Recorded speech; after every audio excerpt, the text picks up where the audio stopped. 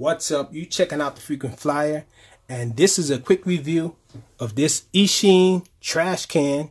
I know, bear with me guys, I know this thing is a little late coming, this review here, but I had a little problem with this guy. I was unable to get this to arm, and I'm kind of embarrassed about telling you guys what the problem actually was. So the max arm angle in Betaflight is now available like right in the GUI. You no longer have to go to CLI, and so we usually set that max arm angle to 180 in order to be able to take off when the quad is sideways or not exactly level. And so I went in there and tried to change that, and I guess I was just moving so fast and it didn't really register on the keyboard. And so when I went back into Betaflight, the max arm angle on this thing was set to 1. And so I was like, that's why this thing wouldn't take off. And so now I got this thing back up and running. I did get to test it with these 3-bladed props on it, and I can say that these 3-bladed props from Gemfan, the 1635-3s, are amazing. They definitely fly it better than these things. These are a little heavier, kind of heavier than all the others in its class, these props that come from Eachine. So I wouldn't recommend using those. I definitely recommend using these, or even the Beta FPV props are a little lighter and they perform a little better. Well, anyhow, this thing flies awesome. I have reversed the props, well, unreversed the props direction and put it back to normal. So now the props are spinning in the front, and I can say that this thing flies excellent now. It's an awesome flyer now. I know a lot of you guys are probably on the fence with switching the prop direction, or really not buying the fact that changing the prop direction could change performance in such a vast way, but it's absolutely true. I've tried it with all of my quads that are tiny whoops or brushless whoops, so to say, and these things fly awesome with the props in. The prop direction in is something I definitely recommend. As you guys can see, I have a different LED on this guy. I had a hard crash with this thing, and the LED was flung off of it. And so I don't know where that is, but I did replace it with this one, and this one works the same. Check it out. I'll plug this little battery in to show you guys. It does do the same thing. Although I think I did lose one LED because the original LED board actually has 5 LEDs on it and the trash can logo and all, but it's working fine with this one. And so that's a little change that I have done to it. Another minor change I did was cut the battery bay here in order to allow for larger batteries. So now I could fit these larger 450 batteries in here. They still fit in there, and I just used the battery strap to hold it on. And these batteries work really nice. These are the Tattoo 300 milliamp hour batteries, but surprisingly, these batteries work the best, in my opinion.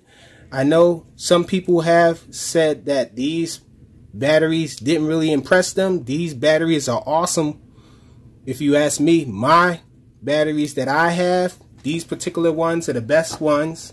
And you'll see on the flight footage that this thing screams when I hit high throttle with these batteries here.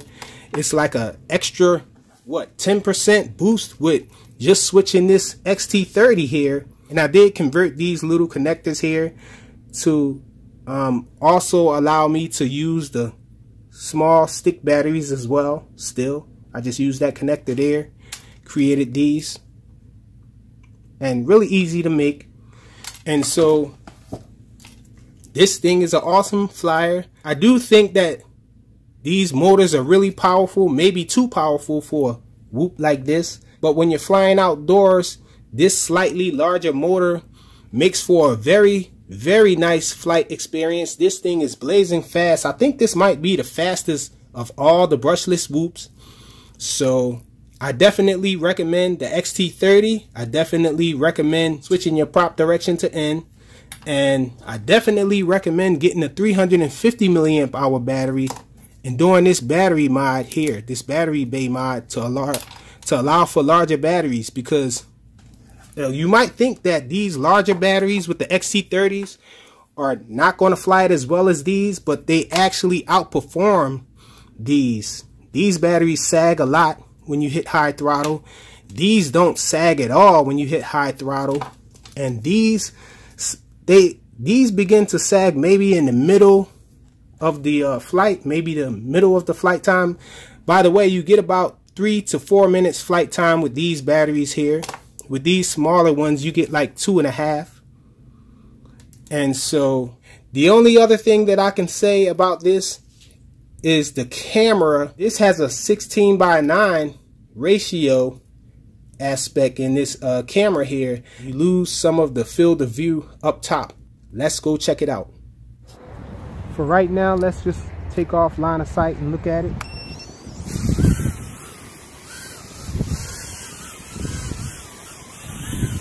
So we are in air mode, acro. That's the punch out.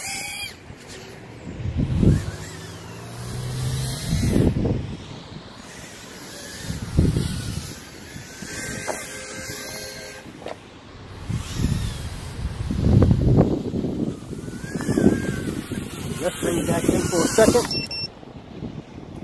And let's get the recording going on this goggle here.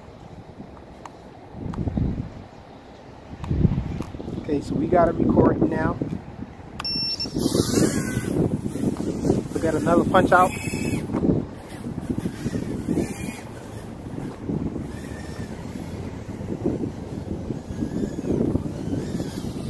Again, mind you, I have it.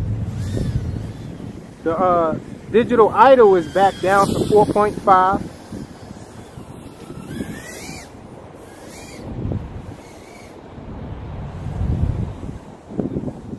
It flies awesome. Let's do some FPV with it.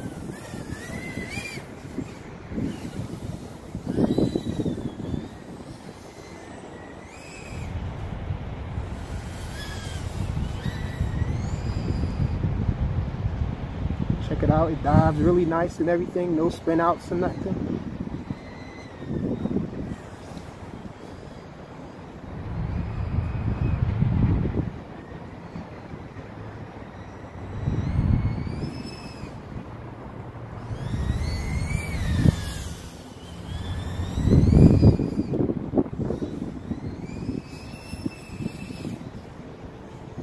And these batteries are awesome. I know you guys can hear the different pitch of the prop screaming when I do a punch out with this guy.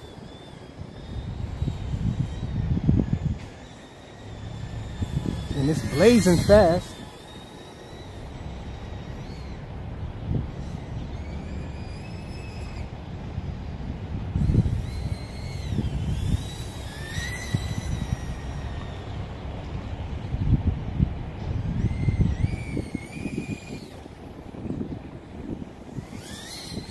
Do dives all you want with it, and it's not going to act weird or anything. And this battery's done, so we're bringing it in. Oh, I just missed the puddle.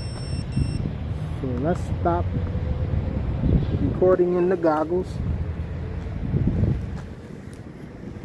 And so that's it, a quick demo flight of this guy here with these new Gemfan tri-blade props, the 1635-3s, and this thing flies awesome. I did lose I did lose my LED in the back, but I got this one here from Eachine here running, doing the same thing. It's one less LED on it though. I think the original one has 5 LEDs. This one only has 4, but it's working. Might be even a little lighter. But that's it. Really awesome little quad. Flies really nice. Thanks for watching.